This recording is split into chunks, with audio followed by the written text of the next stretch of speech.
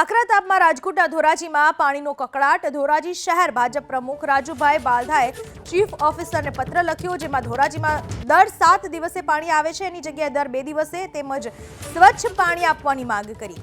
સાથે ધોરાજીમાં પાણીની સમસ્યાને કારણે જો કોઈ પાણી પ્રશ્ને આંદોલન થશે તો તેમની જવાબદારી લાગતા વળગતા અધિકારીને રહેશે એવો પણ પત્રમાં ઉલ્લેખ કરાયો અને લખ્યું કે ધોરાજી ફોફળ ડેમ તેમજ ભાદર 2 ડેમમાં પાણીનો જથ્થો પૂરતો હોવા છતાં પાણીના ધાંધિયાના કારણે લોકો હેરાન છે અને દર 7 દિવસે પાણી વિતરણ કરાય છે એ પણ ગંદુ પાણી વિતરણ કરાતું હોવાનો પત્રમાં ઉલ્લેખ કરાયો અને ધોરાજી ફિલ્ટર પ્લાન્ટ સાફ કરી દર 2 દિવસે પાણી વિતરણ કરવા માંગ કરાઈ।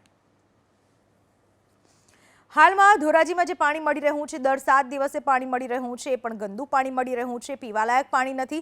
ફોફળ ડેમમાં પણ પૂરતું પાણી છે, ભાદર 2 ડેમમાં પણ પૂરતું પાણી છે કે જેનાથી ધોરાજીને પાણી પૂરું પાડવામાં આવે છે।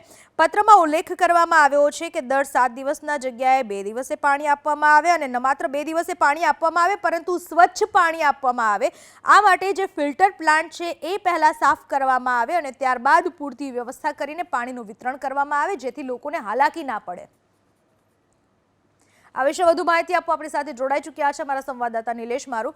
નિલેશ, શું સમસ્યા છે અત્યારે લોકોની, પત્રમાં શું ઉલ્લેખ કરવામાં આવ્યો છે, કેટલા લોકો આશરે હેરાન થઈ રહ્યા છે? ચોક્કસથી જણાવી દઉં કે ધોરાજીમાં છે તે છેલ્લા ઘણા સમયથી છે તે પાણીનો પ્રશ્ન છે તે સતાવી રહ્યો છે લોકોને।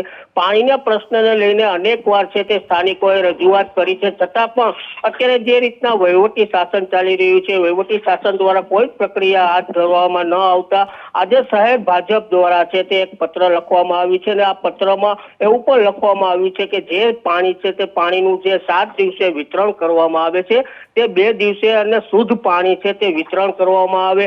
આજે છેલ્લા ઘણા સમયથી માંગીશ, શહેર પ્રમુખ આપણી સાથે જોડાઈ ચૂક્યા છે રાજુભાઈ બાલધા। રાજુભાઈ, લોકોને પાણીની સમસ્યા છે, 7 દિવસે પાણી મળે છે, આવું કેમ?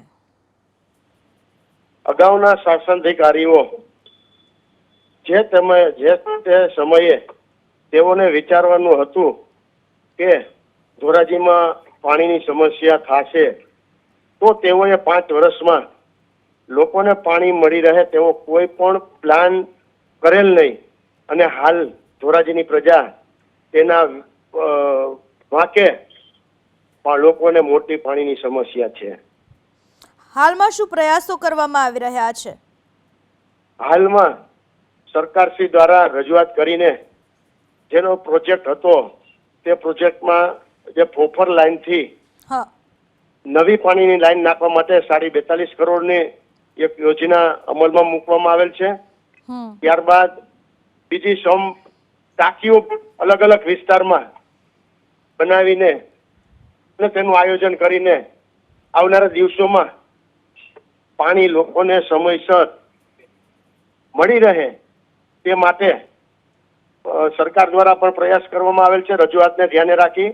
તેમજ છેલ્લા 5 વર્ષ થયા લોકોને પીવાનું શુદ્ધ પાણી મળી રહે તે માટેનો ફિલ્ટર પ્લાન્ટ 5 વર્ષ થયા બંધ છે। તો 5 વર્ષ પહેલા ધોરાજી નગરપાલિકા કોંગ્રેસ શાસિત હતું અને તેઓએ કોઈ પણ નિર્ણય ન કર્યો કે 5 વર્ષ થયા બંધ થયો તો રિપેરિંગ કરવાનું અથવા સરકારશ્રીમાં તે અંગે રજૂઆત કરી અને નવો પ્લાન કે રિપેરિંગ કરવાનું કોઈ કાર્યવાહી કરેલ નથી। તેના કારણે પણ લોકોને હાલ ગંદુ અને અશુદ્ધ પાણી મળી રહ્યું છે। રાજુભાઈ, સવાલ તો એ થાય કે સત્તા બદલાયા પછી પણ એ કામગીરી તો હજુ ત્યાં ને ત્યાં જ રહી। આપણે હજુ એમ જ કહીએ છીએ કે જૂના જે સત્તાધીશો હતા એમણે આમ કર્યું। કલેક્ટર શાસન છે તેની પહેલા એક શાસન નગરપાલિકાનું હતું, તેમાં કોંગ્રેસ શાસિત હતું।